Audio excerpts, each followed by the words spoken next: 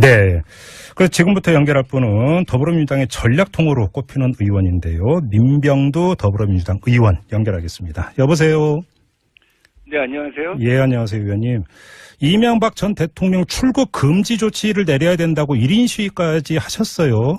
네. 그런데 이명박 전 대통령은 출국을 하면서 출국 금지 요구에 대해서 국격과 품격 좀 생각하라. 이렇게 정면으로 일축을 했던데 어떻게 받아들이십니까? 국격과 품격을 생각하면 그가 재임 기간에 비리는 살찌우고 부정은 감추고 모든 조작을 은폐하고 그랬던 일들에 대해서 통렬히 자기 반성을 해야 한다고 생각합니다. 네. 그것이 전직 대통령의 진정한 품격이라고 생각합니다. 일말에 네. 품격을 보여줄 수 있다고 한다면 당연히 국민 앞에 이제 진실을 갖다 드러내야 하는 순간이 아닌가 하는 생각을 갖고 있습니다. 그럼 어제 공항에서의 메시지 자체가 전직 대통령으로서의 품격과는 거리가 멀다 이런 평가신가요? 예, 저는 지금 이 시점에서 국정원의 블랙리스트 작성 문제 또 우리 군의 정치개혁 문제에 대해서 바로 밑에 그 장관급 부총리급 그분들이 이제 시인을 한 것 아니겠습니까? 이명박 전 대통령의 지시를 받아서 저지른 일이었다라고 하는 것을 갖다 시인한 마당에는 대통령이 이제 와서는 국민 앞에 무릎 꿇고 진실을 토해낼 때라고 생각합니다. 알겠습니다.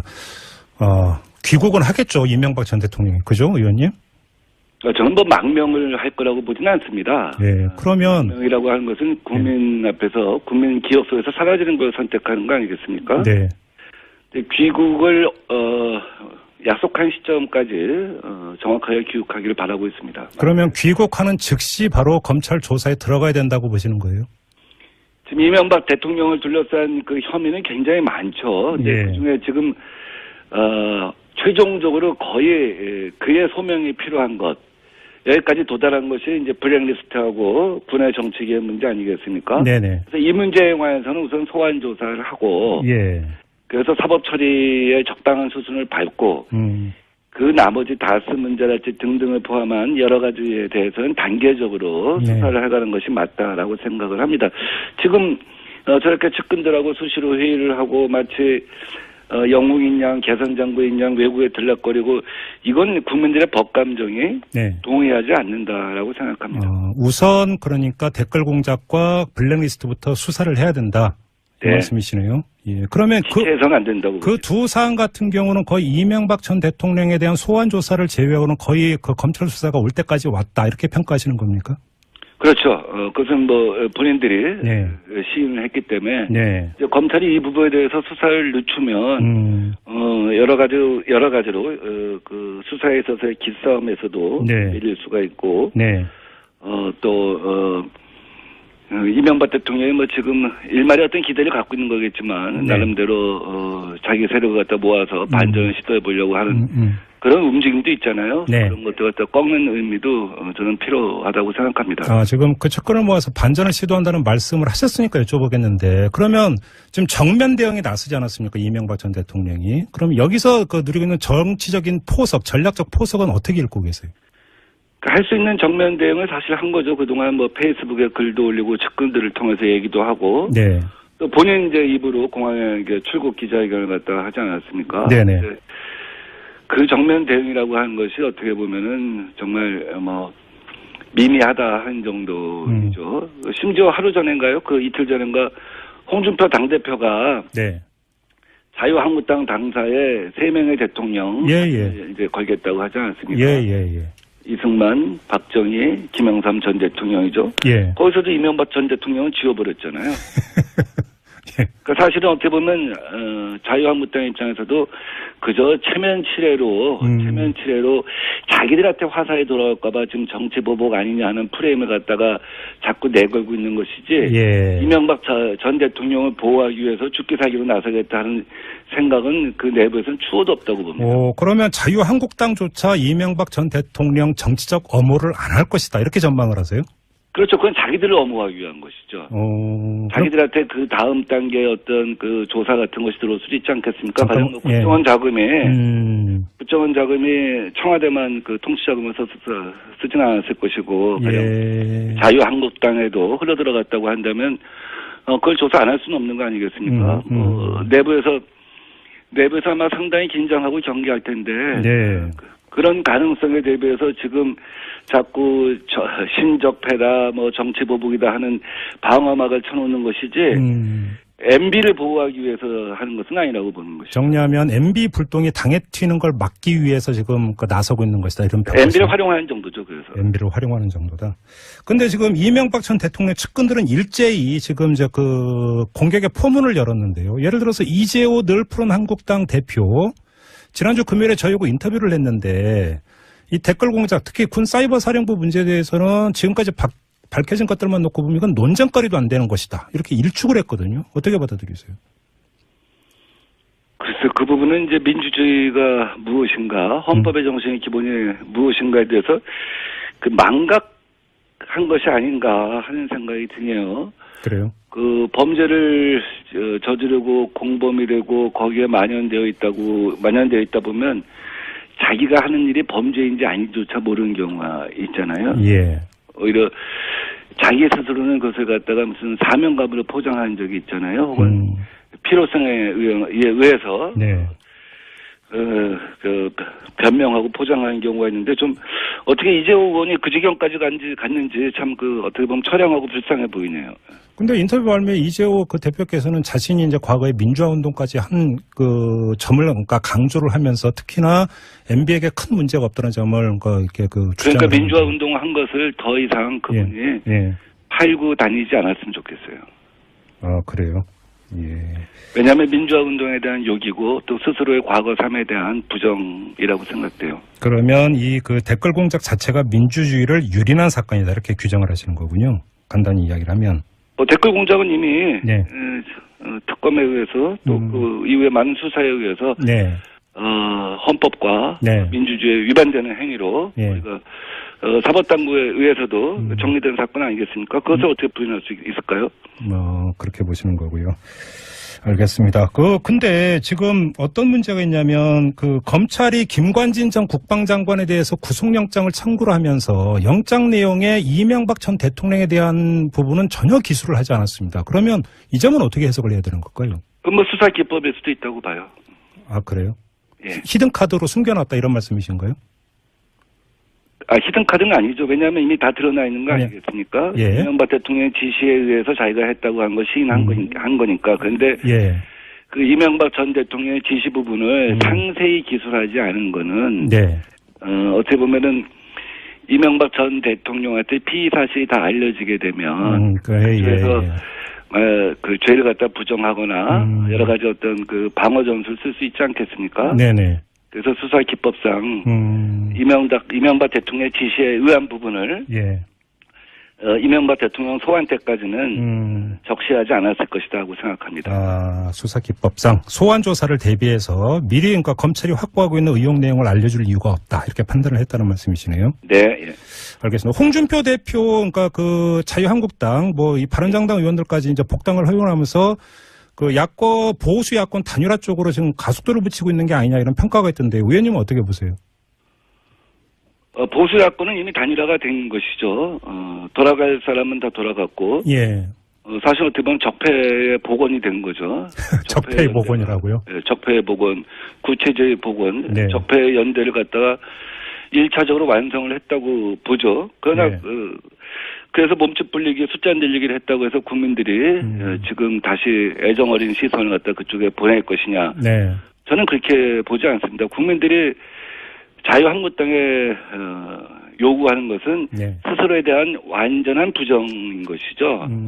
근데 구적폐를 갖다가 복원하고 연대하는 것은 국민들의 외면을 다시 심화시키는 것이라고 봅니다. 그래요. 근데 의원님께서 오늘 오전에 홍준표 대표를 향해서 서울시장 나와서 한판 붙자 이렇게 말씀하셨죠.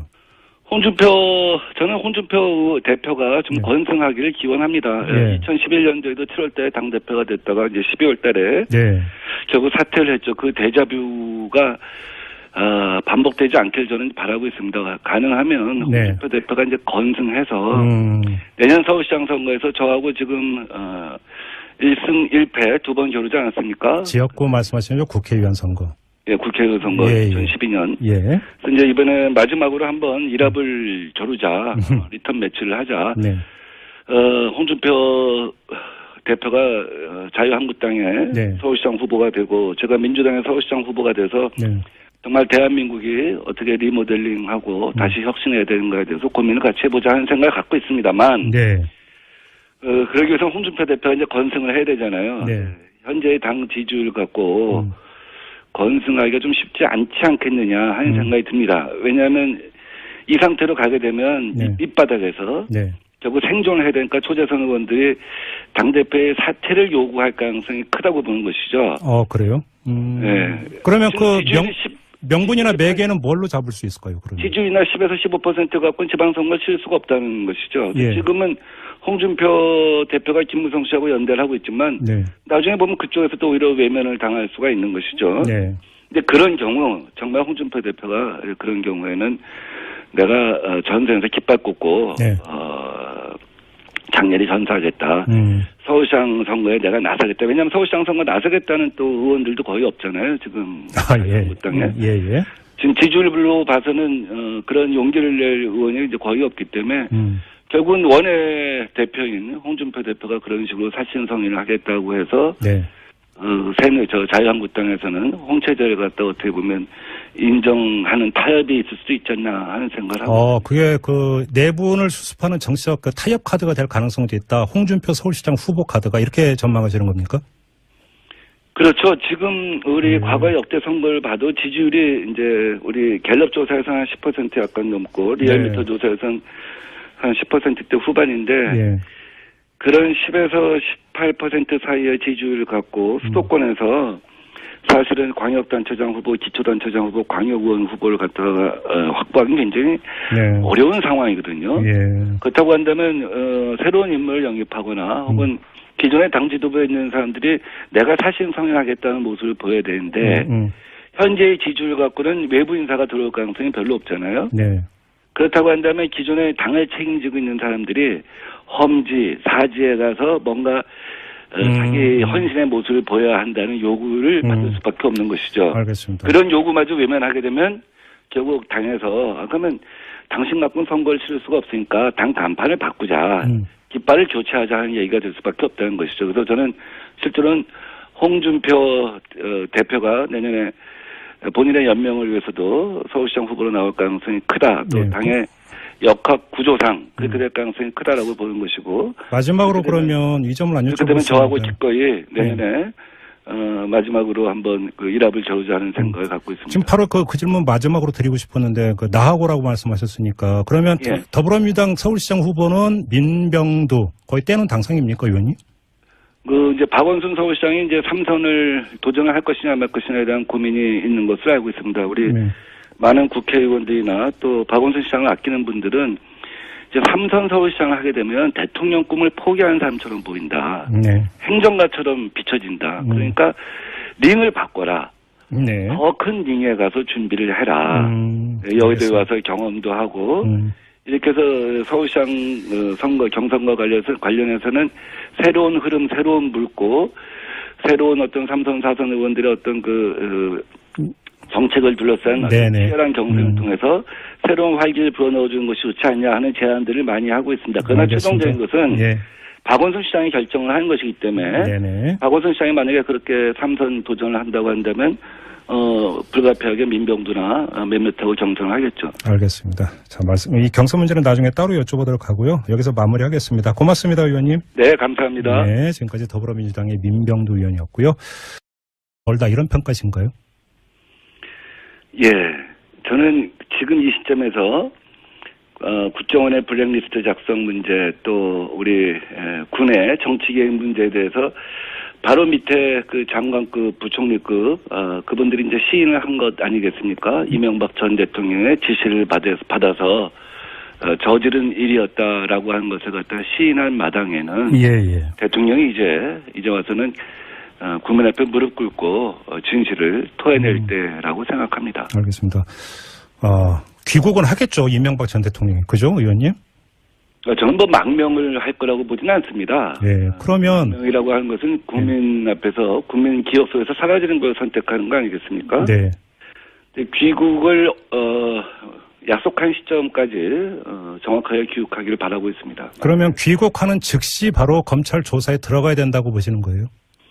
지금 이명박 대통령을 둘러싼 그 혐의는 굉장히 많죠. 근데 예. 그중에 지금 최종 네. 그래서 지금부터 연결할 분은 더불어민주당의 전략통으로 꼽히는 의원인데요. 민병두 더불어민주당 의원 연결하겠습니다. 여보세요. 네, 안녕하세요. 예, 안녕하세요, 의원님. 이명박 전 대통령 출국 금지 조치를 내려야 된다고 1인 시위까지 하셨어요. 네. 그런데 이명박 전 대통령은 출국을 하면서 출국 금지 요구에 대해서 국격과 품격 좀 생각하라. 이렇게 정면으로 일축을 했던데 어떻게 받아들이십니까? 국격과 품격을 생각하면 그가 재임 기간에 비리는 살찌우고 부정은 감추고 모든 조작을 은폐하고 그랬던 일들에 대해서 통렬히 자기 반성을 해야 한다고 생각합니다. 네. 그것이 전직 대통령의 진정한 품격이라고 생각합니다. 일말에 네. 품격을 보여줄 수 있다고 한다면 당연히 국민 앞에 이제 진실을 갖다 드러내야 하는 순간이 아닌가 하는 생각을 갖고 있습니다. 그럼 어제 공항에서의 메시지 자체가 전직 대통령으로서의 품격과는 거리가